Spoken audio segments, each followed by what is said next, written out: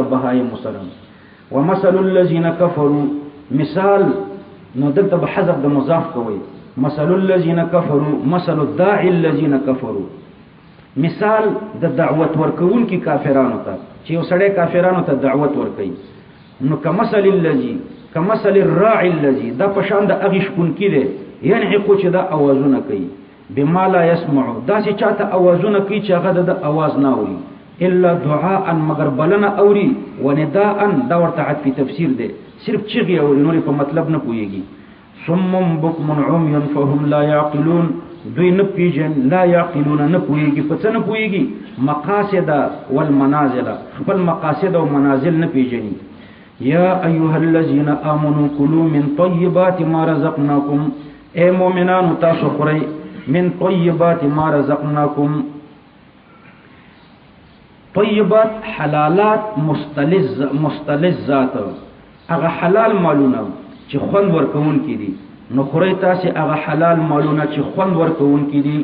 ما رزقناکم هغه چې ما تاسو ته درکړي دي واشکروا لله او د الله شکر ادا کړئ ان کنتم اياه تعبدون کتا سو خاص د الله عبادت کوونکی نو د الله شکر ادا کړئ انما حرم عليكم الميتة بشك الله حرام کړی د پتا سو باندې میته نو د حرمت تعلق خو د فعل سره او میته خو ذات ده د ذات سره د حرمت تعلق ناراضي لدی وجه نه دلته حذف د مضاف ده انما حرم عليكم اكل الميتة الله حرام کړی د پتا سو باندې خوراک د مرداري نو اکل به فعل ده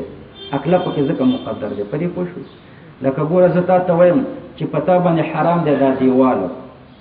نو دیوال خو ذات دی د ذات پورې تعلق د حرمت نه راځي نو دلته به فعل مقدر کوو چې پتا حرام دی خطل په دی دیوال یا ورنږدې کېدل دی دیوال ته خطل نږدې کېدل ورانول نو د دې پورې تعلق د حرمت راځي نو دلته میته ذات دی او د ذات پورې تعلق د حرمت نه راځي نو دلته به فعل پکې مقدر کوي انما حرم علیکم اکل المیتة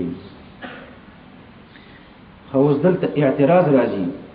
چې د حرمت تعلق د فعل سره نو تا پکې عقل مقدر کړو نو الله پاک عقل ولې نه ذکر کولو دا د حرمت دي ذات ته ولې مضاف کړو فعل ته ولې مضاف نه کړو په دې کې الله پاک دې خبرې ته اشاره کوي چې که عقل مقدر کو نو یوازې خوراک به حرام شي حلال کې په میته کې هر نوع د تصرف حرام ده خرڅویم نشي ځانم په نشي غوړولې نور تصرفات هم پکې نشي کولای نو الله پاک عقل لفظ کنه دې ذکر کړي چې اشاره کوي حرمت التصرف فی المیتة مطلقا چې هر نوع د تصرف دا پکې ناجایز ده نو میته حرام ده تاسو شریعه وقایه کې عقلی دلیل هم ورته ذکر کړی دی اصل کې نجاست په وینه کې دی وینه نجس ده او چې څاروي دې حلال کړو نجاست ترې نه وځي د وینه وځي نو غوښه پاکه پاتې شي لدی وجنه به خوړې شي او چې حیوان مردار شي نو چې مردار شي هغه نجس وینه په غوښه کې منتشر شي د غوښه هر جز ته نجس وینه ورسیږي نو چې ورسیږي غوښه اوس مردار ده ځکه نجاست ترې نه ونوتو ودم او حرام ده پتا سو باندې وینه ولحم الخنزير او دارنګ حرام ده پتا ودم د دم نه مراد الدم المصفوح روانه وینه ده داینه نه داینه دا وینه ده خو ټینګ وینه ده وینه منجمد شي دا غینه جګر او داینه کلیجی ترې نه جوړ شي نو دا خو حلاله ده دا وینه حلاله ده نو دلته مصفوح وینه ترې نه مراد ده روانه وینه دا وینه ده خو نه ده روانه والدم ولحم الخنزير او دارنګ حرامه ده پتا سو باندې غوخه د خنزیر دلته لحمه پکې زیات کړو خنزیر خو ټول حرام دی ویختیم حرام دی او ډوکیم حرام دی وینم حرام ده هر څه حرام دی خو الله پاک د لحمه ذکر وکړو لانه معظم ما یؤکل د خنزیر کافرانو ته د خنزیر غټه فائدہ دا غوخه ده او دا نور اجزای کتابعی دي نو ځکه الله د مطبوع ذکر کړی دی وما اهل به لغیر الله دارنګ حرام ده پتا سو باندې هغه څه اوهل به چې په هغه باندې आवाज وکړي شي اوهل اهلال رفع الصوت ته وي چې رفع د صوت ور باندې وکړي شي لغیر الله د پاره د غیر الله ربيع ابن انس رحمه الله فرمای ما ذکر عند ذبحه اسم غیر الله، هغه چې د ذبح په وخت کې د الله د نوم نه بغیر د بل چا نوم ور باندې یاد شي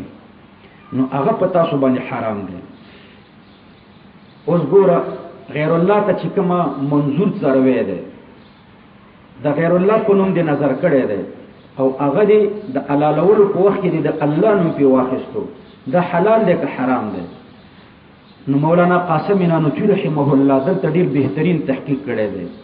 هغه وایي چې دلته احتمالات عقلیه څلور دي.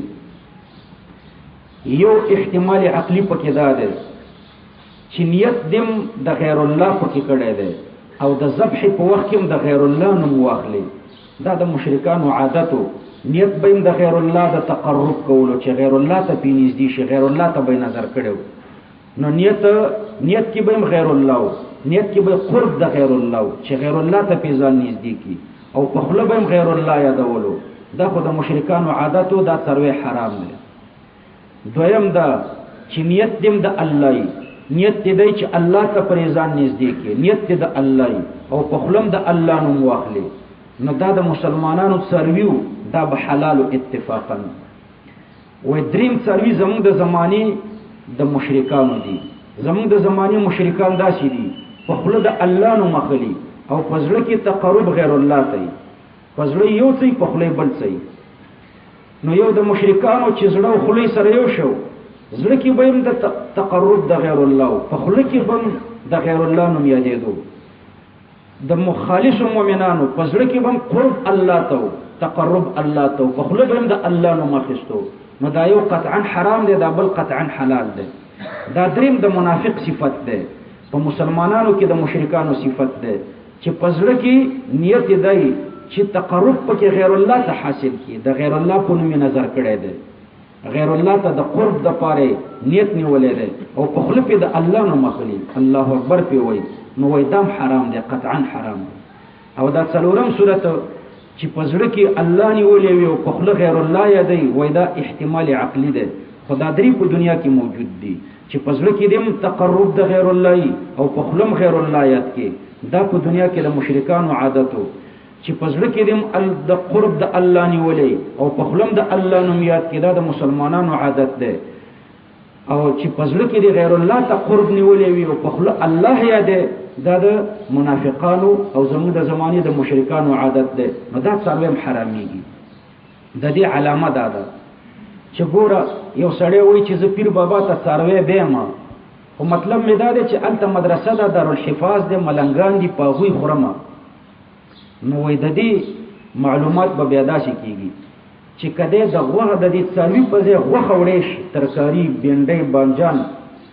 دا دواړه دته یو شی وي. که څاروی بوځي او که غوښه ویسي، دا د ده په نیت کې یو برابري. نو بیا ټیک ده، د نیت صحیح دی، د نیت قرب الله ته دی، هلته په غریبانو خوړل دي. او کده څاروی به د دې پیښور نه او د غوښې وړل دا ورته دومره صحیح نه ښکاري لکه څومره چې د څاروي بول ورته صحیح ښکاري. نو معلومیږي دا چې د نیت قرب پیر بابا ته دی، قرب الله ته د نیت نه دی. که قرب الله ته د نیت وي او الته په غریبانو، په فقیرانو، په حافظانو، په مولایانو باندې خوړل مقصد وي، نو د غوښې وړل او د څاروي وړل به دته یو شی. حلال کې دا دواړه دته یو شی نه دي. دا غوښه نه وړي ځکه وایي په دې زما مقصد نه حاصلېږي، څاروی به نو معلومیږي دا چې په خوله هسې دی دروغ وایي چې زما نیت هلته په غریبانو خوړل دي. د نیت دا دی چې تقرب غیر الله ته حاصل کړي، دا نظر لغیر الله کوي، له دې وجې نه دا څاروی حرام دی. نو وما اهل به لغیر الله، ما اهل به لغیر الله کې دا دواړه قسمت څاروي داخل شو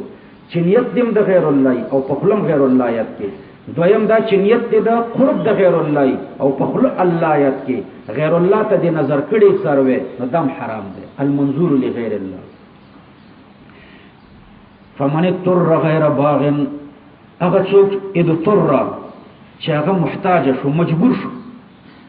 یعنی حوج الى كل شيء ما حرم الله، الى اكل شيء ما حرم الله،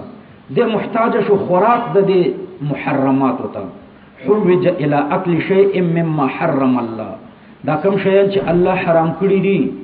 د هغه خوراک ته محتاج شو، مجبور شو. څنګه مجبور شو؟ بالمخمسه، یا د مخمسی حالت ته رسیدلې دی نور دولګي نه مړ کیږي او الاکراه یا چا مجبور کړو چې دا مردار وخره کني مړ کوم دی او غیر ذالک نوري طریقې د مجبوریت ډیری دي نو د مجبور شو د دې حرام خوراک ته غیر باغن په داسې حالت کې غیر باغن نو د غیر باغن دوه معناګانې دي یو د غیر باغن معنا ده غیر باغن علی مضطر اخر چې په بل مضطر باندې تجاوز ونه کی په بل مضطر د تجاوز نه کړي یو بلم دولګي نه مړ کیږي او تم دولګي نه مړ کیږي هغه ځان ته لږ مردار راخسته د خپل مرګ پیساري طاقت لري نه پزور خلی خپل مرګ بچ کوي او هغه د مرګ خلی ته ور کوي نو غیر باغن علی مضطر اخر په بل مضطر باندې تجاوز نه کړي دویمه معنی ده غیر باغن للذة والشهوة تجاوز بدی نه کړي لذت او شهوت ته خوند او شهوت ته صرف خپل مرګ به پیری ساروي ولا عاد او نه تجاوز کول کوي فیتجاوز عن حد الضروره چې د ضرورت نه زیات یوخري نو د ضرورت نه زیات به نه خوري نو په بل مستربم تجاوز نه کوي او د ضرورت نه زیات به نه خوري نو ولا عاد په دې دلالت کوي چې ځان مړول حرام دي صرف خپل مرګ به پیری ساره ولا اسم علیه نبی په د باندې د دې په خوراک کې ګناه نشته امام شافعی رحمه الله د غیر باغین معنا داسې کوي چې غیر باغین باغی بنئ د عرف کې چې موږ چاته باغی وایو د مسلمان بادشاہ نه به باغی او مفرور نه نو که مفرور او د مسلمان بادشاہ نه باغیو نو هغه ته کدولګي نه مړ کیږم د مردار خوراک ورته نه جایز او د احناف په مذهب هغه ته د مردار خوراک جایز ده نو د باغین معنا دو دي یو دا چې په بل مطور به حمله نه کوي دویم دا چې د لذت او د شهوت لپاره به نه خوري ولا عاد او نه به د ضرورت نه زیات خوري نو کبه دې مردار او خوړه فلا اسم علیهم ان الله غفور بشک الله پاک چې دی غفور لما اکل فی حالت الاضطرار د اضطرار په حالت کې چې د کم شی خوړل دی الله پاک هغه معاف کوي رحیم الله مهربان دی حيث رخص للعباد في ذلك ځکه بندگانو ته د مردار په خوړلو کې رخصت ورکړو ګوره غفور الرحیم دا آیات کریمه ظاهرا په دې دلالت کوي چې کوم مستور سړي مردار و نه خوړه او مړ شو نو دې ګناګار نه دی خودکش نه دی دا د امام شافعی رحمه الله قول دی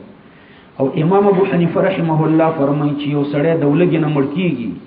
او دې مردار بیا هم نه خوري او دې مړ شي نو دې خودکش دی د ځانو وجلو ځکه الله پاک فرمایي قد فصل لكم ما حرم عليكم الا ما اضطررتم اليه ګور الله پاک الا ما اضطررتم اليه دې مستثنا کړه د حرامونو نو ما اضطررتم اليه ته مردار مباح ده او چې مباح شي وي او بیا هم ته ځان دولګي نه مړ کوي نو دا خودکشي ده لدی وجنه د مردار نه خوراب د مرګ په ټیم کې د خودکشي ده نو دا سړی ګناګاریږي ان الذين يكتمون ما انزل الله من الكتاب بشک هغه خلق چې هغه پټي ما انزل الله هغه چې الله پاک نازل کړی دي ان الذين يكتمون ما انزل الله بشک هغه خلق چې هغه پټوي ما انزل الله هغه چې الله پاک نازل کړی دي یعنی فی التوراة من صفه محمد صلی الله علیه وسلم والتحریمات لغیر الله د پیغمبر علیه السلام صفات پکې بیان کړی دي او تحریمات لغیر الله پکې بیان کړی دي من الكتاب دا کتاب عبارت ده د هغه آیاتونو د تورات نه چې په باره د محمد صلی الله علیه وسلم کې راغلي هغه به دوی پټول ټول ما انزل الله نه پټول ويشترون به ثمنا قليلا اولئك ما ياكلون في بطونهم الا النار دوی نخري په خپل ګېډو کې مگر ور حرام خور سړی په خپل ګېډه کې ور اچي حرام خور سړی په خپل ګېډه کې کباب اچي ور خو نه اچي خدا کبابونه سبب د پاره د ور دي نو ځکه الله پاک فرمایي چې د خپل ګېډه کې ور اچولې ده یعنی سبب د ور اچولې ده چې حرام خوراکونه دي نو ما یاکلون فی الحال مراد شو فی الحال به په خپل ګېډه کې سبب د ور واچولو او که د حال زمانہ مراد نشي د یوم القیامت مراد شي نو التبیا د نار نه حقيقي معنا مراد ده په آخرت کې بدوی ګېډه د ور نه ډکیږي ولا يكلمهم الله يوم القيامه د قیامت پورز به الله پاک د دوی سره خبرې نه کوي. اخسئوا فيها ولا تكلمون خو ورته وي دلته بکلام طیب مراد ده د خوشاله خبره ورته نه کوي نفس خبرې ورته کوي. اخسئوا فيها ولا تكلمون ولا يزكيهم او الله پاک بدوی نه پاکي. ولا يزكيهم یو معنی ده لا يثني عليهم الله به د دوی ثنا نه وي د دوی مدح نه کوي. دویمه معنی ده ولا يزكيهم یعنی لا يطهرهم من دنس الذنوب د ګناهونو د خیرونه بینه پاکي. یعنی د دوی د عذاب د ور چې ده دا د تزکیه د پاره نه ده بلکې د تعذیب د پاره ده په خلاف د مسلمان نه ګناګار مسلمان چې جهنم ته داخل شي هغه ته الله پاک د ور عذاب ورکړي. خدا د ور عذاب د تزکیه د پاره ده د صفایه د پاره ده د تعذیب د پاره نه ده او کافر ته د تعذیب د پاره ده مسلمان ته د تطهیر د پاره ده. ولهم عذاب الیم اولئک الذین اشتروا الضلاله دا هغه خلق دي اشتروا الضلاله چې اخستې د گمراهی بسبب کتمانهم الحق بالهدى فی الدنیا په سبب د هدایت باندې په دنیا کې. والعذاب دې کې هم تشریح درته کړی و. والعذاب او عذاب په آخرت کې اخستې ده د مخکې د دنیا بیان او اوس د آخرت بیان دی. اشتروا الضلاله بالهدى فی الدنیا په دنیا کې داسې چل کړی دی چې هدایت پرېښې ده گمراهی اخستې ده او په آخرت کې څه چل کړی دی. والعذاب بالمغفرة په نظر سره آخرت ته عذاب اخستې ده او مغفرت پرېښې ده. فما اصبرهم على النار یعنی ما اشد صبرهم على النار څومره زیات د صبر د دوی په اور باندې. دا تعجب د مؤمنانو ته. اے مؤمنانو تاسو تعجب وکړئ چې دوی ته څومره صبر په اور باندې ورکړی شوی دی. ذالی دا عذاب بالنار چې دی کتا ته وایم بأن الله نزل الكتاب بالحق دا په سبب د دې چې الله نازل کړی دی کتاب ذو الحال متلبسا بالحق دا ترنه حال. وان الذين اختلفوا في الكتاب هغه خلق اختلفوا في الكتاب چې هغه اختلاف کړی دی په کتاب کې. وان الذين اختلفوا اختلاف داسې کړی دی بان امنوا ببعض وكفروا ببعض دا الله په بعضی کتابونو ایمان راوړی دی او دا الله په بعضی نورو کتابونو کفر کړی دی. نو دا الله په کتبو کې اختلاف راوستو. نو الکتاب بجنسی دا الله ټول کتابونه به ترې نه مرادي. دویمه توجیه دا ده چې الکتاب کلف لام د جنس د پاره نه ده د عهد د پاره ده. تورات ترې نه مراد ده. دوی اختلاف په تورات کې کړو. په تورات کې اختلاف داسې کړو بان جعلوا ما بدلوه خلفا عما فيها. یو د تورات کې د الله د طرف نه راغلي آیتونه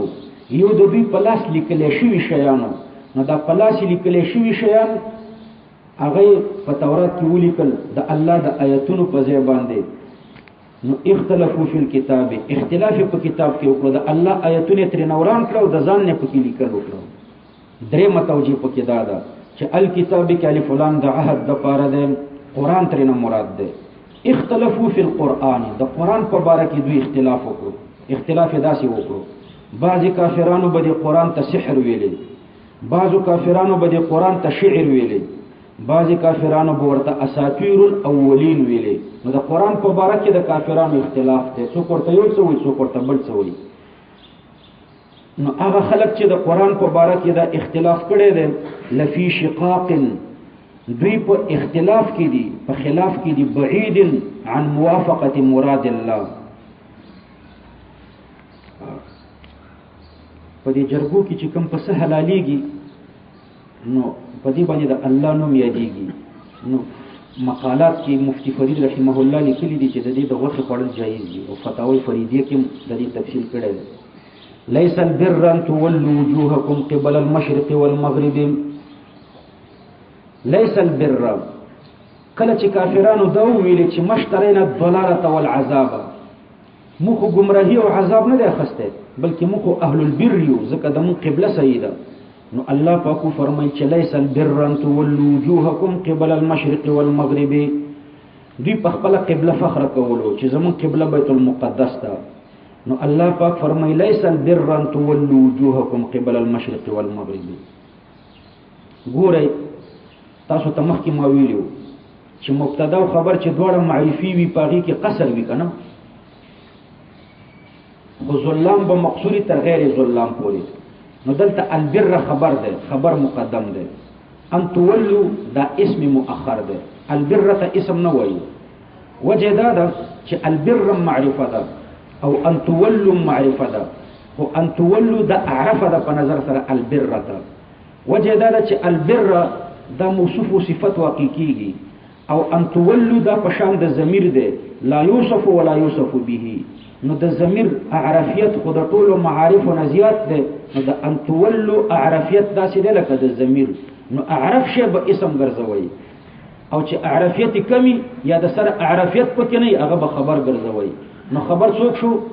البر او ان تولوا د اسم شو شاهد الله پوه شو ولی ان تولوا اسم شو ځکه دا اعرف ده ولی اعرف ده ځکه پشان د ضمیر ده لا یوصف ولا یوصف به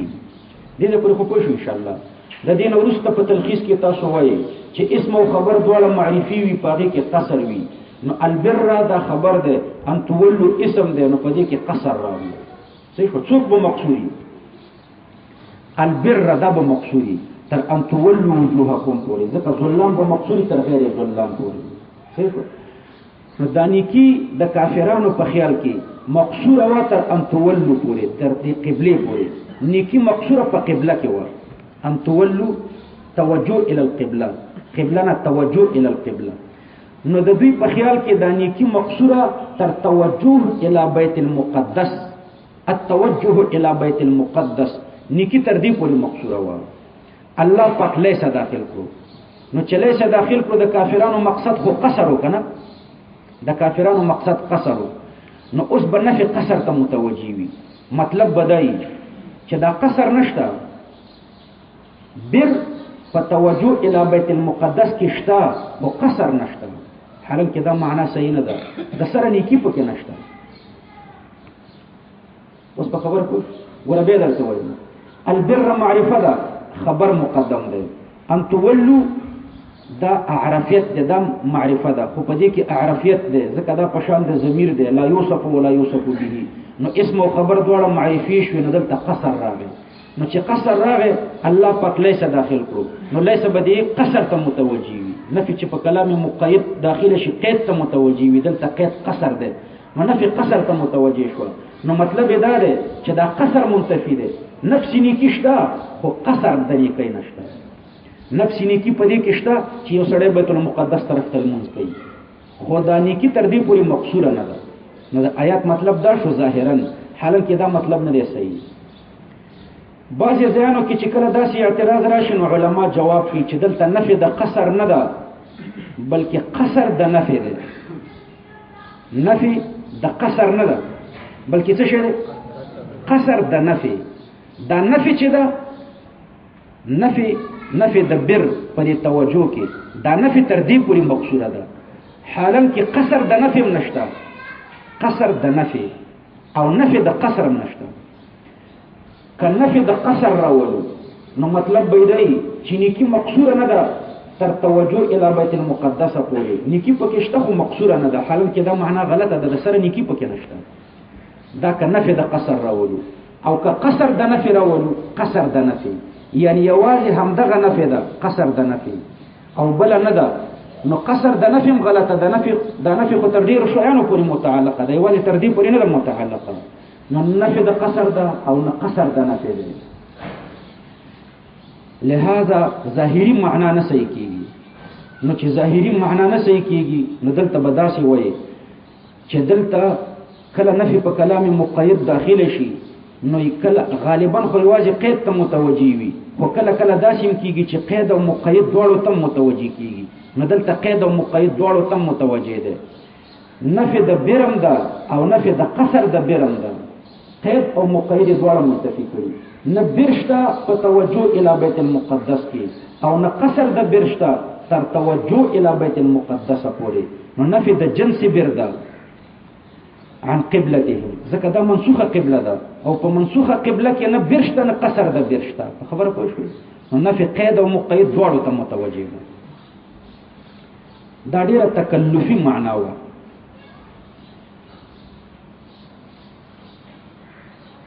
په دې کې خطاب یوازې يهودو ته کړو ځکه هم دا تکلف پکې وکړو د قبله نه یوازې بیت المقدس مراد کړو خطاب هم یوازې يهودو ته کړو او قبله نه یوازې بیت المقدس مراد کړو لدی وجه نه دومره تکلف پکې وشو د دې تکلف نه چې ځان خلاصوي نو خطاب یوازې يهودو او نصاراو ته مکوي بلکې خطاب يهودو او نصاراو او مسلمانانو درې وړو ته کوي نو چې درې وړو ته خطاب شي د يهودو عقیده د قصر و چې بیر مقصور ده زمون تر قبله پورې د نصاراو عقیده د قصر و چې بیر مقصور ده تر توجه پورې زمون قبله ته د مسلمانانو دا عقیده و چې بیر مقصور ده تر چا پورې شابسي تر توجه پورې بیت الله ته نو هر یو عقیده د قصر لرله نو الله په فرمایي چې دا قصر نشته نفس نیکی شته نفس نیکی په توجه الی بیت الله کې شته کنه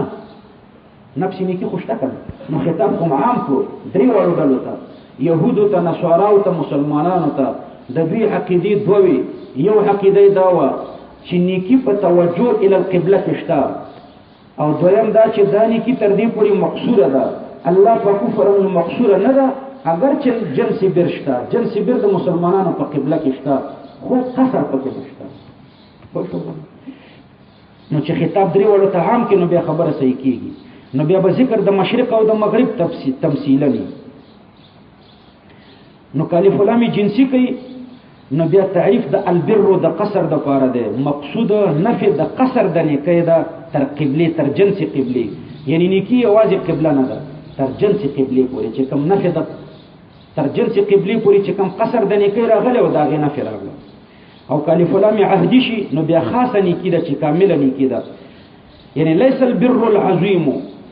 غاټه نیکی ده نه چې قبله ته مخ کوي بلکې د دینه غټه نیکی نور ډیره زیاتې دي خبره راته وایم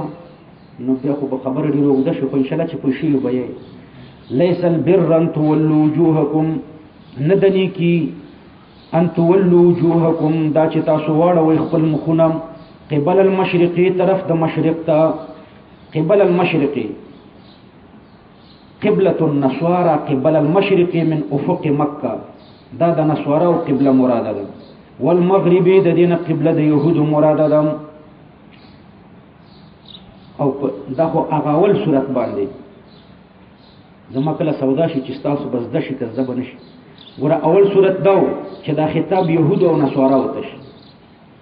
نو د يهودو قبله مغربي و او د نصارا قبله مشرقي و دا خطاب يهود او نصارا وته ده نو چې يهود او نصارا وته ده د يهود او د نصارا په عقیده کې البر مقصور ده تر ان تولوا پورې نو الله پاک لیسه په داخل کړو نو ظاهرا دا لیسه نفي د قصر راولي حالم کې دلته نه نفي د قصر صحیح کیږي نه قصر د نفي صحیح کیږي نو دلته بیا اصل مقصود نفي د جنس بر ده کدا خطاب يهودو تشي په دې کې د سره نیکی نشته چې تاسو مشرق طرف ته مخ کوئ یا مغرب طرف ته دې کې نیکی نشته نیکی دې کې چې بیت الله ته مخ کوئ کدا خطاب يهودو تشي نو مقصد بنفي د چا شابسي د جنس بر او کدا خطاب درې وړو ډلو تشي نو چې درې وړو ډلو تشي درې وړو ډلو دا خیال ده چې نیکی په توجه ال القبله کې ده نو الله پاک په دې نفي د قصر را وستا چې ليس البر صحیح ليس البر نو که الف لام جنسي کوي نو بیا تعریف د البر د قصر د پاره ده مقصود نفي د قصر د جنس نه کوي تر قبله پورې جنس نه کی تر توجه ال القبله پورې نه ده مقصوده او که الف لام عهدي کوي نو عظیم نه کی تر توجه ال البيت الله پورې نه ده مقصوده عظیم نه کی یعنی نور ډیر زیات دي نو په دې دویمه توجیه کې د مشرق او د مغرب ذکر تمثیلا ده به بدانه وایي چې مشرق قبله د نصارا او د مغرب قبله د يهودو ده بلکې د دې ډول ذکر به تمثیلا دي د مسلمانانو قبله به کعبه ده ولكن البر من آمن بالله تحقيق للحق بعد بيان بطلان الباطل مخکې بطلان د ابطال د باطل او احقاق الحق ده ولكن البر من آمن بالله لیکن نیکی چې دا من آمن بالله ده لكن البر من آمن بالله نیکی څه شی ده شابسي من آمن بالله اوس په دې باندې اعتراض وریديږي لكن حرف د حروف مشبہ بالفعل نام البر اسم ده من آمن بالله ده ورته خبر ده خبر حملی په اسم دلته خبر ذات ده من آمن بالله او اسم مصدر ده صرف وصف ده نو ګوره حمل د صرف وصف په ذات باندې راغلو خوښ او نه حمل د ذات په صرف وصف باندې راغلو لكن البر دا صرف وصف ده او من آمن بالله دا ذات ده نو حمل د ذات په چا راغلو په صرف وصف نو تاسو ورته جواب ورکړئ چې دلته حذف د مضاف وکړه لكن البر بر من آمن بالله نقصان د کوم ځای نه شروع کیږي د البر نه کده من آمن نه شروع کیږي نحوی نقصان لكن البر چې دی ویلي اعتراض نه راتلو خو چې من آمن دي شروع کړو اعتراض راغی چې من آمن خو ذات ده نو دې ځنه اعتراض شروع شو او تاسو په الفیه کې وایي لا يخبر بالجثه عن المعنى جثه په خبر د معنا کې نشي واقع کېده ذات په خبر د معنا کې نشي واقع کېده نو اعتراض د من آمن نه شروع کېدو لدی وجنه تقدیرم په من آمن کې ولګېدو چې لكن البر بر من آمن نو د کوم ځای نه چې اعتراض شروع شو هغه ځای کې د تقدیر ولګول نو دا نزع الخف عند رؤيه الماء موزيدي په هغه وخت کې وېستي چې کله دی وبو ولیدي تقدیر د هغه ځای کې ولګول د کوم ځای نه چې اعتراض شروع کېدو نو دا تقدیر اولاده بعضی علما په جانب د بر کې تقدیر لګي دا شی وایي لكن ذل بر یا بر په معنا د بار سره ګرځي لیکن دا جوابونه صحیح دي خدا نزع الخف قبل رؤيه الماء د البر نه اعتراض نو شروع شوه او جواب دی په البر کې شروع کړو نو دا نزع الخف د موضوع وستل دی قبل رؤيه الماء چې البر کې تعویل کو ذل بر ترنه جوړو یا البار ترنه جوړو ټول کې خطا او جیدار چې دلته حمل مبالغه ده ولكن البر من آمن بالله واليوم الآخر لیکن بر نیکی چې دا بر من آمن بالله نیکی دا هغه چا ده چې په الله پاک باندې ایمان لري او ورځ د آخرت باندې ایمان لري ورځ اخرنۍ دلته اعتراض ده چې دلته اسم او خبر دواړه معرفي دي او اسم او خبر چې دواړه معرفي وي پاږي کې قصر وي نو دلته قصر راغی نیکی چې دا تر ایمان بالله پورې مقصوره ده حالان کې نیکی نه خنوري ډېرې زیاتې دي یوازې تر دې پورې خو مقصوره نه ده نو دلته به بیا قصر ادعائي وي دلته فرد کامل ذکر شوی دی لکه مشجاع الا زید ولكن البر بر من آمن بالله واليوم الآخر د سلسله اول او اخر ذکر کړو ټول مؤمن به شیان دا ترنه مراد دي ایمانی وی په الله او په ورځ اخرنۍ باندې والملائکه او ایمانی وی په ملائکه باندې والکتاب بدی کې دوی احتمال دي یو احتمال پکې دا دی چې د الکتاب نه قران مراد کلی فلان د عهد د پاره کې او دا معنا اولاد ځکه مقصود بالدعوت چې د هغه قران دی نو چې ایمان په قران باندې راوړي او دویم احتمال پکې دا دی چې الکتاب نه جنسي کتاب مراد کې نو ټول کتب الهیه او تبویه ور شاملي چې په ټول کتب الهیه وي ایمانی والنبیین او په پیغمبرانو ایمانی وآت المال د آتا د پاره مفعول ثانی ده ذوی القربا دا ورته مفعول اول ده على حبه دا د آتا د ضمیر نه حال واقع شوی ده نو تقدیر د عبارت ده ده وآت المال وآت ذوی القربا المال مفعول ثانی ده آتا په معنا د اعطا ورکی چاته ورکی ذوی القربا وتا المال مال ورکی مفعول ثانی مخکې ذکر کړو مفعول اول ورسته ذکر کړو وجه دادا چې په مفعول اول کې ډیر طول دی ګوره مفعول اول ذوی القربا واليتامى والمساکین وابن السبيل والسائلين وفي الرقاب تر دې پورې مفعول اول دی د معطوف سره د خپل معطوفاتونو معطوف علیه سره د ټولو معطوفاتونو دا مفعول اول نو په دې کې طول راغلی دی وجه نو ورسته کړو او مفعول ثانی را مخکې کړو على حبه حال واقع شوی د ضمیر د اتانا یعنی آت المال قائنا على حب المال هی ضمیر مال تراجع ده ورکی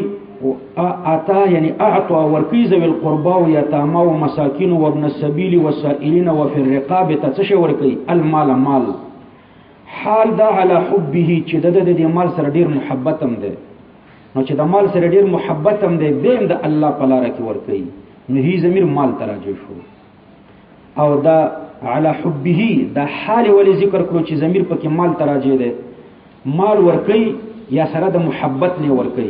پدې کې افضل انواع الصدقه د صدقې بهترین نوع ته اشاره ده دام صدقه ده چې مینه دي ورسره نه یو د الله په لار کې چاته ورکي په بهترین نوع ادا ده چې ستا ورسره مینه وي او بیم د الله په لار کې ورکي ځکه په بخاری شریف کې حدیث ده عن ابي هريره رضي الله عنه قال قال رسول الله صلى الله عليه وسلم افضل الصدقه ان تصدق وانت صحيح تأمل البقاء وتخشى الفقر ولا تمهل حتى اذا بلغت الحلقوم قلت لفلان كذا لفلان كذا الا وقد كان لفلان بهترین صدقه دادا چې تی په خپل صحت کې وکي د بقا امید لري او د غریبۍ نه ویریږي نو په دغه وخت کې بهترینه صدقه ده او صدقې ته مهلت مو ورکوه تر دې چې روح دې مړی ته راورسیږي نو بیا په دې وخت کې وایي چې لفلان کذا او لفلان کذا بیا په دې وخت کې خیراتونه شروع کړي نو هغه خو تیار د پردیو خلکو دي نو علی حبه کې چې هی ضمیر مال ته راځي شي او د حال واقع شي نو افضل نوع د صدقې ته اشاره ده بهتر نوع ته دویمه توجیه پکې دا ده چې هی ضمیر الله ته راځي شي درېمه دا چې ایتا ته راځي شي چې آتا ور باندې دلالت کوي علی حبه یعنی علی حب الله یا علی حبه علی حب الایتاء د مال د ورکړې سره مینه ده ذوی القربا د مال ورکړي خپلوانو ته والیتاما او د مال ورکړي یتیمانو ته نو خپلوانو ته ورکړي اولی الله پاک ذوی القربا ذکر کړو رسول الله صلی الله علیه وسلم فرمایي چې ذوی القربا ته د صدقې ورکول ډبل ثواب لري لدی وجنه اول الله پاک دا ذکر کړو خپلوانو ته د صدقې ورکول دو اجر لري رسول الله صلی الله علیه وسلم فرمایي الصدقه علی المسکین صدقه غریب ته صدقه ورکول دا خو صرف صدقه ده وعلى ذي الرحم اثنتان صدقه وسله خپلوان ته صدقه ورکول دا دو ثواب لري یو خدا صدقه ده دویم پدې کې صله رحمی ده نو دا ډبل اجر لري لدی وجنه الله پاک مخکې ذکر کړو والیتاما او دې ورکی د خپل مال یتیمانو ته دویمه مرتبه کې الله پاک یتیمان ذکر کړو ځکه یتیمانو ته د صدقې ورکول د نورو په نسبت ډیر ثواب لري والمساکین او دې ورکی مسکینانو ته د خپل صدقه وابن السبیل او دې ورکی د خپل صدقه مسافر ته وابن السبیل وابن السبیل په صيغه د مفرد ذکر کړو وجه داوا چې دا مسافر سړی چې وی دا د خپل دوستانو نه یوازې شوی نو ځکه الله پاک وی وابن السبیل په صيغه د مفرد ذکر کړو ځکه دا د خپل دوستانو نه یوازې شوی د مور او پلار نه یوازې د بچیو نه یوازې دویم حکمت پکې دا ده مخکې صيغه د جمع ذکر کړي وابن السبیل په صيغه د مفرد ذکر کړو الله پاک دې نقطې ته اشاره کوي چې دا مسافر اگر چې ډیری خو په کمزوري کې د یو سړي په شان دي کمزوري وي د چا سره مقابله نشي کولای وای موږ مسافر یو نو وابن السبیل د وابن السبیل نه مسافر مراد ده دا د لارې زوی ده وابن السبیل زوی د لارې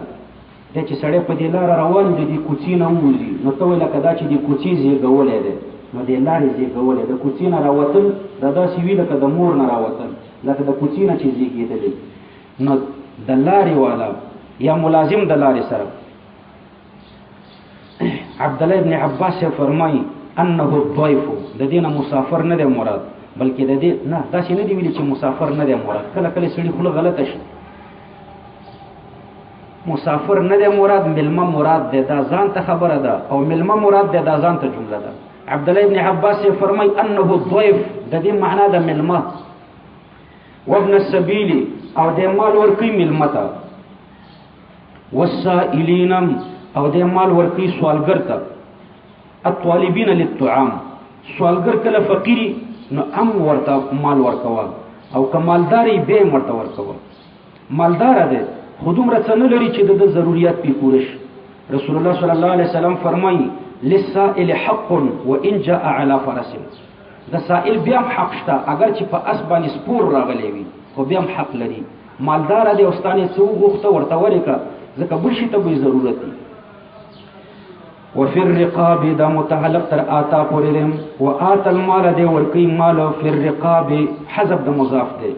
فی فک الرقاب په خلاصولو د گردن کې چې خپل غاړه خلاصي لکه مکاتب غلام دی واقام الصلاه واقام دا عطف دے پسلی د من باندې سله د من څه شی و چې د خوب نه را پیدا شو ولكن البر من آمن آمن باندې ورعطف دی واقام الصلاه لكن البر بر من آمن نیکی چې دا نیکی د من آمن ده او نیکی چې دا نیکی د من اقام الصلاه نیکی دا هغه چا ده چې ادا کوي منځ اقام الصلاه سم ادا کوي منځ وآت الزکات او دی ورکی زکات والموفون دا خو مرفوع دی دا په چا ورعطف کوي دا په من آمن ورعطف دی لكن البر بر من آمن کنه لكن البر بر من آمن اغه بر من آمن معطوف عليه والموفون دا ور باندې عطف نو مرفوع په مرفوع ورعطف نیکی چې دا بر من آمن دا او نیکی چې دا الموفون بعهدهم والموفون بعهدهم نیکی چې دا نیکی د الموفون د وفا کوونکو د خپل عهدونو باندې چې خپل عهد وفا کړي عهدهم کې اضافت دا د عهد د پاره ده اضافت عهدی ده استغراقی نه ده چې په هر وعده وفا کوي عهد په دوه قسمه ده یو هغه عهد ده چې يحلل حراما بل هغه عهد ده چې لا يحلل حراما ولا يحرم حلالا دا عهد په وجه نه حلال حراميږي او نه حرام حلاليږي داسې عهد باندې وفا کوه او داسې عهد چې د کړي وي چې پاغي کې د حرام حلال کړي وي یا د حلال پکې حرام دی پکې حلال کړي وي نو پاغي باندې وفا مکوه اذا عاهدوا اذا کې الله پاک دې نقطې ته اشاره کوي چې دا ایفا وفا په عهد متأخره کوما چې څنګه دی وعده وکړه سم دستي وفا کوه سم دستي اذا عاهدوا إشارة إلى أنه لا يتأخر الإيفاء عن العهد والصابرين صابرين بیا منصوب دی دا خو والموفون نشي ورعطف کوله والموفون خو مرفوع نو والصابرين بمفعول به د فعل مقدر ګرځوي چې امدح الصابرين د صابرین صفت ذکر کوم الله پاک طریقه مغایره کړه والصابرون ونه ویل چې والموفون ورعطف شي په دې کې فضیلت د صبر ته اشاره ده چې صبر ډیر مهتم بشان عبادت دی نو امدح الصابرین زمدح بیانوم د الصابرین د صبر کوونکو چې هغه صبر کوي فی البأساء په تکلیفونو کې والضراء فی البأساء والضراء فی البأساء په غریبیانو کې والضراء او په ضررونو کې صبر متعدی په فی باندې کړو وردا شي وی والصابرین فی البأساء چې دوی صبر کوونکي دی په بأساو کې فی ذکر کړو دې کې الله پاک دې خبرې ته اشاره کوي چې یو سړی صرف لږ وږی شو غرمې ته یو غنټه پاتې دا او 10 منټه مخکې وږی شو په دې ولګه دې 10 منټه صبر وکړو نو ته قابل د مدح نه 10 منټه صبر ورڅو کولې شي وړو کې ماشوم کولې شي قابل د مدح بد الته چې دا بأسا او ضرر درته ظرف شي او ته پکې مظروف شي لکه ظرف چې په مظروف محیطي نو دا بأسا او ضرر پتا داسې محیط شي د سر نه تر خو پورې ته پکې راګیر شي نو بیا ته صبر وکې نو ته قابل د مدح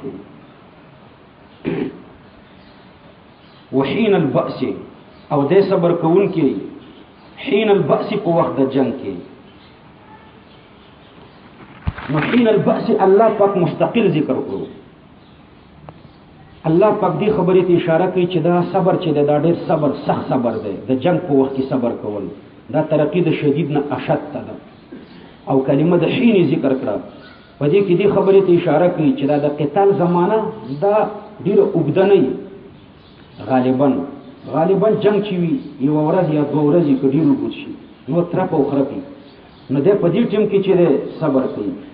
اولئک الذین صدقوا دا هغه خلق دي چې دوی په خپل ایمان کې رښتینی دي چې دا صفات پکې وي او اولئک هم المتقون او دا هغه خلق دي چې دا بچ کیدونکي دي د الله د عذاب نه یا ایها الذین آمنوا کتب علیکم القصاص فی القتل د دې شان نزول دا دی چې د جاهلیت په زمانه کې دوه ډلې وي په عربانو کې او د یوې ډلې په بل باندې مړې په پاتې و خدای ډیره قوي ډله و نو دوی داسې قسم کړو چې لنقتلن الحر منکم بالعبد والذکر بالانثى فمن کې چې غلام وجلې وي داغي په بدل کې به پتا سو کې حر وجنو او چې په مونږ کې خزه وژلې وي داغه په مقابل کې به پتا سو کې نر وژنو نو چې کله اسلام راغلو دوی دا مسله پیغمبر علی السلام ته راوړه پیغمبر علی السلام باندې الله پاک دا آیات نازل کړو چې یا ایها الذین آمنوا کتب علیکم القصاص فی القتل اے مومنانو پتا سو باندې لازم دی فرض دی قصاص برابرواله فی القتل کې دوه احتمال دي یو احتمال پکې دا دی چې دا بعد سببیت ته پاره شي قصاص پتا سو باندې فرض دی به سبب القتل په سبب د مړو په وجه باندې پتا سو قصاص فرض دی دویمه دا ده چې فی په معنا د بعد سببیت نه ده بلکې دلته قصاص متضمن ده معنا د مساوات لره كتب علیکم القصاص یعنی المساوات فی القتل مساوات متعدی کیږي په فی باندې نو الله پاک دلته متعدی په فی کړو قتل جمع د قتیل د لکه جرحه او جریحه نو په مړو کې پتا شو باندې قصاص فرض ده هغه قصاص دار چې الحر بالحر حرب يقتص بالحر والعبد بالعبد غلام په مقابله د غلام کې وجل شي والانثى بالانثى او خزب په مقابله د خزي کې وجل شي خدل ته یو مسله راغله چې حرب په حر وجني عبد په عبد وجني انثى په انثى وجني آیا حرب په عبد وجني کنا دارنګ عبد په حر وجني کنا دارنګي ذکر په انثى وجني کنا انثى په ذکر وجني کنا دا مسله الله ذکر نکړه دا مسله الله پاک په بل ځای کې ذکر کړي چې النفس بالنفس نفس په مقابله د نفس کې وجني یو نفس قاتل ده حر ده که عبد ده ذکر ده که انثى ده دا په مقابله د بل نفس کې وجني دا بل نفس حر ده که عبد ده که ذکر ده که انثى ده نو الته الله پاک اطلاق ذکر کړی دی دلته نفي د معاده نشته د دې آیات کریمه د پر مفهوم مخالف نه دی معتبر مفهوم مخالف په دوه طریقو راځي ګوره حرب په حر وجني یعنی حر چې قاتل شي د عبد نو حر نه به قصاص نه اخلي دویم عبد چې قاتل د حر شي نو د عبد نه به قصاص نه اخلي دا مفهوم مخالف نه دی معتبر حر چې قاتل د عبد شي قصاص به نه اخلي عبد چې قاتل د حر شي قصاص به نه اخلي مفهوم مخالف نه دی معتبر وجه دا ده چې مفهوم مخالف په هغه ځای کې معتبريږي چې د تخصیص به ذکر د پر بل فائدہ نه نو چې هیڅ فائدہ پکې نه نو بیا به توي چې د تخصیص به ذکر فائدہ چې د مفهوم مخالف دی او دلته د تخصیص به ذکر فائدې ډېری دي یو فائدہ پکې د المنع من التعدي د تجاوز نه منع د زیاتې نه منع ګوره حر چې قاتل د حر دی نو دا حر وجنه عبد قاتل د عبد دی هم دا عبد قاتل وجنه دا چې مکو چې عبد قاتل د عبد دی ته دا قاتل پریدي او د دې په ځای بل څوک وژني په پښتنو کې هم دا چې مسله ده کنه یو سړی قتل کړي دی وای د سر سړی پکې مړ کړ دا قاتل نه مړ کړي هغه د سر سړی پکې مړ کړي نو الله پاک منع د تعدی کوي په مفهوم مخالف کې دغه فائدہ ده المنع من التعدي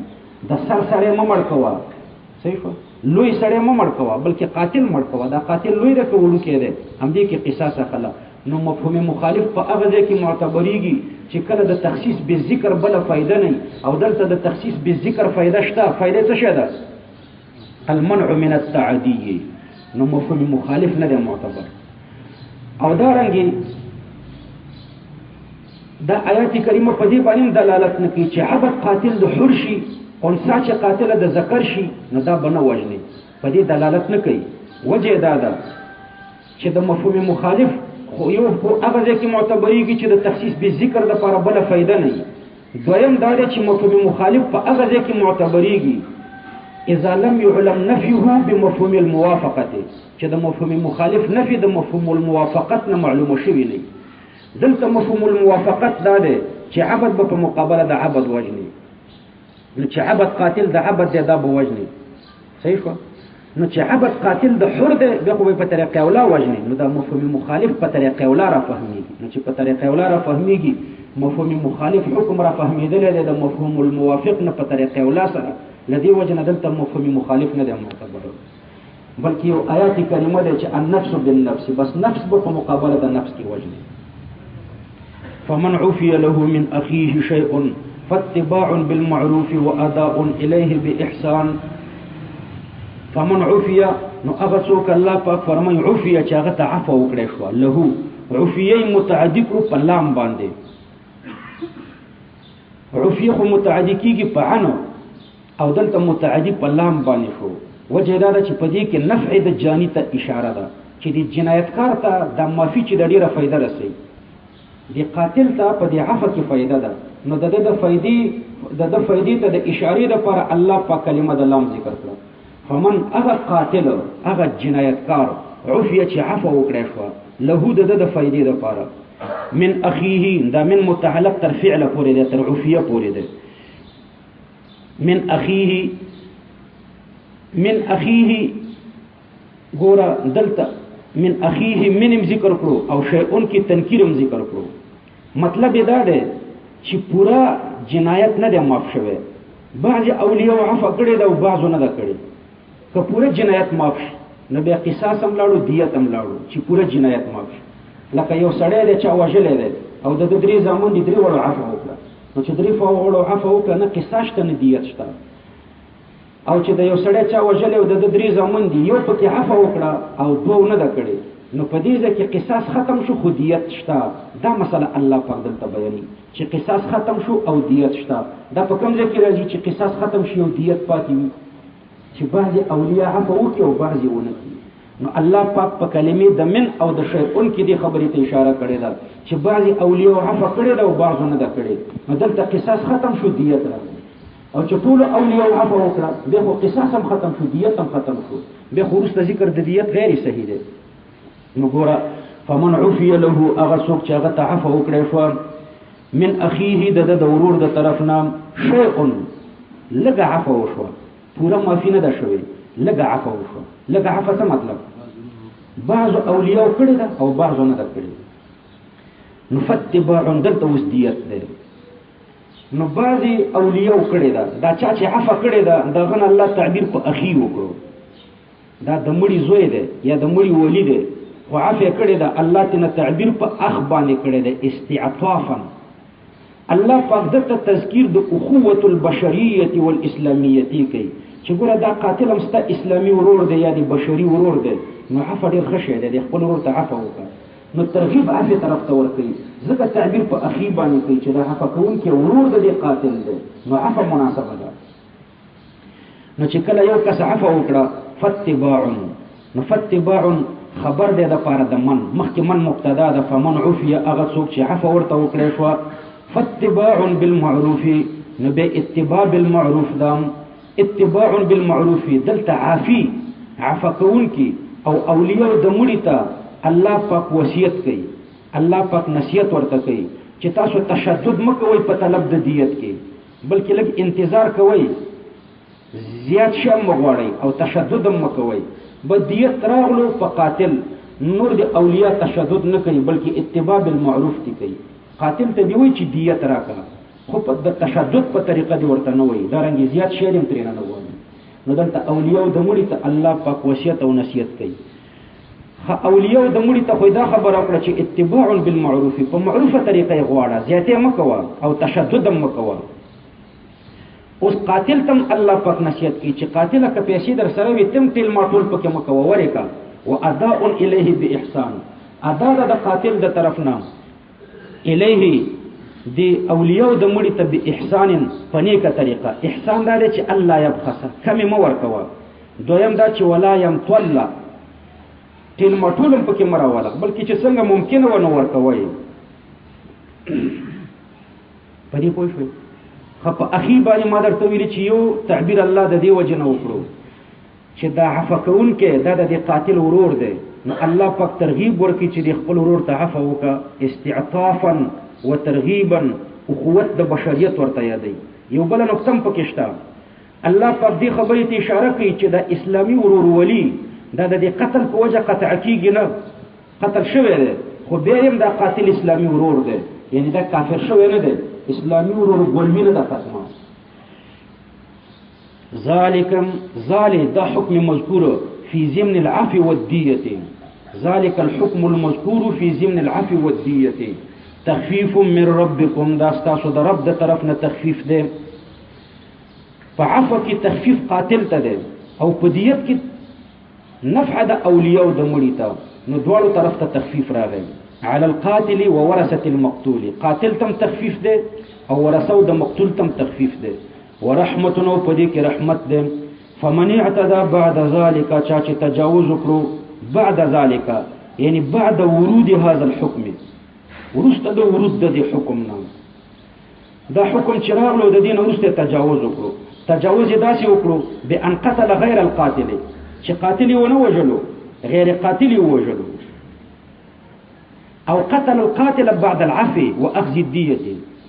یي قاتل وجلو او اول عفو ديه اخذته او به قاتل وجلو نو دا تجاوز ده فله عذاب الیم د پر عذاب دردیدل دي ولکم فی القصاص حیات یا اولی الالباب ستاسو د پر په قصاص کې ژوند ده یا اولی الالباب اے د عقل ولو قاتل تم ژوند ده او اولیاء د مقتول تم ژوند ده ګوره قاتل که پدې پوښي چې دا اسلامی حکومت ده او که زموږ حکم نو زه قصاصېږم نو دې به مړ نه کوي نو دیم بچ پاتې شو او هغه چاته چې اراده د مړي کړي و هغه بچ پاتې شو لعلکم تتقون د دې لپاره چې تاسو بچ شئ قتل بعضکم بعضا كتب علیکم اذا حضر احدکم الموت الله پاک فرمان فرض د پتا سو باندې اذا حضر اذا ظرف د لپاره د ورست د مخکې کتبه فرض د در باندې اذا حضر چې کله حاضر شي یو تاسو ته مرګ الموت د دې مراد امارات الموت علامات الموت چې کله حاضر شي یو تاسو ته علامات د مرګ ان ترک خیرا کده پریخي وی مال نو الوصیه جواب شرط محذوف ان ترک خیرا كتب علیکم ان ترک خیرا دا شرط او جزای حذف دا چې كتب علیکم نو پتا سو باندې فرض ده څه شي در باندې فرض ده الوصیه دا نائب فاعل د پر د مخ کې کتب ده وصیت در باندې فرض ده للوالدین مور او پلار ته والاقربین او خپلوانو ته بالمعروف یعنی بالعدل دا عدل په طریقه باندې حقا دا مفعول مطلق د فعل مقدر د پر ده حق علی المتقین حقا لازم ده په متقیانو باندې لازمه نو متقین به دا وصیت کوي نو چې سړی مړ کېږي مور او پلار ته به وصیت کوي لکه 10 لک روپۍ پاتې دي وایي به چې مور او پلار ته مې 1 لک ورکوي خپلوانو ته مې دومره ورکوي بچیانو ته مې دومره ورکوي نو دوی ته به وصیت کوي فمن بدله اوس یو مړي وصیت وکړو چاته چې وصیت کړی دی هغه په دې وصیت کې تغییر راولي فمن بدله د تبدیل دوه طریقې دي یو دا چې د وصیت نه بالکل منکر شو دا چاته چې وصیت شوی دی او یا دا چې به تبدیل صفتها زیادت او کمبودی پکې راوستو بعد ما سمعه په معنا د علمه سره ده ورسته دا غینه چې علم ور باندې راغلو فانما اسمه على الذين يبدلونه بشک غنای چې د په هغه چا باندې ده يبدلونه چې هغه په وصیت کې تبدیل راولي یعنی په حاکم باندې نه ده او په مړي باندې نه ده ان الله سميع عليم بشك الله اوریدون کې ده عليم سميع لاقوالكم او عليم بحالكم فمن خاف من موسن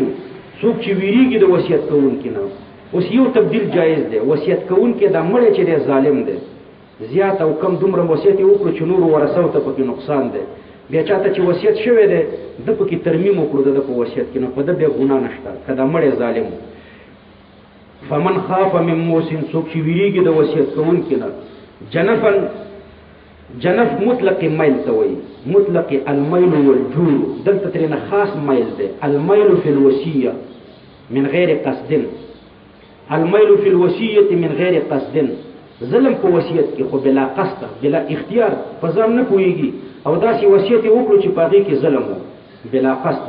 او اسمن داسې وصیت وکړو چې قصدن د پکې ځان ګناګار کړو قصدن یې زیاته وکړو مخکې بلا اختیار زیاته او دلته علی الاختیار زیاته وکړو فاصلح بینهم نو چاته چې وصیت شوی دی د اصلاح وکړه د دوی په مابین کې د موسی او د مصالحهم په مابین کې اصلاح وکړه ترمیم په دې وصیت کې وکړو فلا اسم علیه نو په د باندې ګناه نشته ان الله غفور رحیم ان الله غفور لمن تاب او رحیم علی المؤمنین هو چې یو سړی مړ کېږي نو په د باندې فرض دی چې دی به وصیت کوي مور او پلار ته به وصیت کوي خپلوانو ته به وصیت کوي دا آیات کریمه منسوخ ده به آیت الموارث. ورسته د میراث آیات راغې د مور او پلار خپل برخه راغله او د خپلوانو ذوی الفروض خپل برخه وټاکلې شوې، نو چې دا خو خپل برخه مقرره شوې اوس د وصیت ضرورت نشته. نو دا آیت کریمه دا منسوخ ده به آیت الموارث. رسول الله صلی الله علیه وسلم فرمایي ان الله قد قسم لكل انسان نصيبه من الميراث. الله پاک هر انسان ته خپل برخه د میراث مقرره کړه. فلا تجوز لوارث وصیه، اوس وارث ته وصیت نه دی جایز. نو آیات کریمه منسوخ ده په بل آیات چې یوصیکم الله فی اولادکم للذکر مثل حظ الانثیین، او دا حدیث کریمه چې لا وصیت لوارثین دا بیان د پاره د دې نسخ ده. الفوز الکبیر کې شاول ولای دهلوی رحمه الله فرمایي نو آیات په آیات منسوخ شو، په حدیث منسوخ نشو چې لا وصیت لوارثین. او اکثر محدثین وایي چې دا آیات په حدیث منسوخ ده. آیات بچا منسوخ ده په حدیث. او کته وایي چې حدیث هو لا وصیت لوارثین خبر واحد ده او ضعیفه خبر واحد ده. یو خبر واحد ده او دویم ضعیفه خبر واحد ده. نو د خبر واحد په وجه آیات نه منسوخيږي او د ضعیف خبر واحد په وجه په طریقې ولا نه منسوخيږي. نو څنګه د دې حدیث په وجه آیات منسوخ شو؟ نو علما جواب کوي چې دا حدیث خبر واحد د ټیک ده او ضعیف ده په اعتبار د سند، خو تلقی بالقبول ورته حاصله ده. او کوم خبر واحد ته چې تلقی بالقبول حاصل وي اگر چې سند کمزوري وي انت سند ته التفات نه کیږي، هغه په حکم د متواتر کی وي باقي د قران آیات منسوخيږي. نو د لا وصیت لوارثین باندې د قران آیات منسوخ شو. اوس په دې کوڅه وګوره لا وصیت لوارثین خبر واحد ده او ضعیف ده، خو تلقی بالقبول ورته حاصله ده، نو په حکم د متواتر کې شو. نو په سند باندې بحث ته ضرورت نشته. د دې لپاره یو مثال درته بل پیښ کوم. ګوره شل رکعات تراویح رسول الله صلی الله علیه وسلم کړي دي کني دي کړي. نو مصنف ابن ابي شيبه کې روایت ده، باب ده په مصنف ابن ابي شيبه کې باب کم يصلى في رمضان من ركعه، باب ده په بیان لدی کې چې په رمضان کې به څو رکعات لمونځ کیږي. نو ډیره حدیث کې په کې خو یو حدیث زاده. عبد الله ابن عباس رضی الله عنه فرمایي كان رسول الله صلى الله عليه وسلم يصلي في رمضان 20 ركعه والوتر.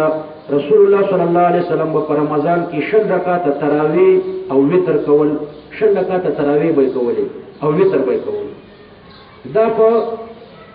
مصنف ابن ابي شيبه کې حدیث ده. د دې حدیث په سند کې یو راوی ده ابو شیبه عثمان ابن ابراهیم ابو شیبه یو راوی ده په دې کې. و بیا چې کله دا حدیث ووري نو په ابو شیبه د جرح یو قطار شروع کی چې ابو شیبه کمزور دی، نو دا حدیث کمزور دی. موږ ودانو ته 3 جواب ورکړو. یو جواب دا دی چې دغه ابو شیبه دا د یو بل حدیث په سند کې راغلی دی. یو بل حدیث دی په هغه کې دا راغلی چې کله سړی جنازه کوي د عبد الله ابن عباس حدیث دی، نو الحمدلله په کې لولي د فاتحی فی الجنازه جنازي پر منځ کې د الحمدلله چې کوم حدیث دی امداروي التمشتا